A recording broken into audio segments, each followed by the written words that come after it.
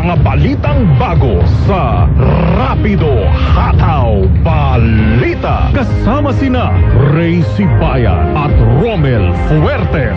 Live sa DZRH Radio, TV at online mula alas 2 hanggang alas 3 ng hapon.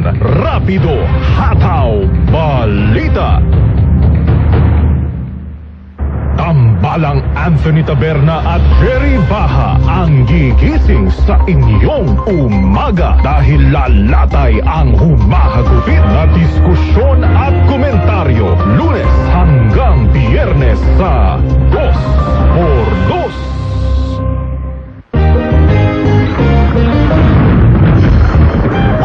Saan kayo pupunta at dadalhin nyo pang sasakyan?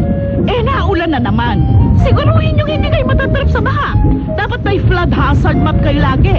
At saka kabisado nyo ba ang blow buckets? I-check ang battery, lights, oil, water, brake, air, gas, engine, tire, at cell. Kapag magmamaneho ng tag-ulan, tatandaan, baha ang mga daan o kaya madulas ang daan, kaya dapat mag-ingat at marahan lang ang takbo pag maulan. Lagi rin na mag-stock ng tubig at makakain sa sasakyan. Sakalit may stranded sa kalsada dahil sa baha o matinding traffic. Yun lang. Love you, Nak! Isang paalala mula sa DZRH.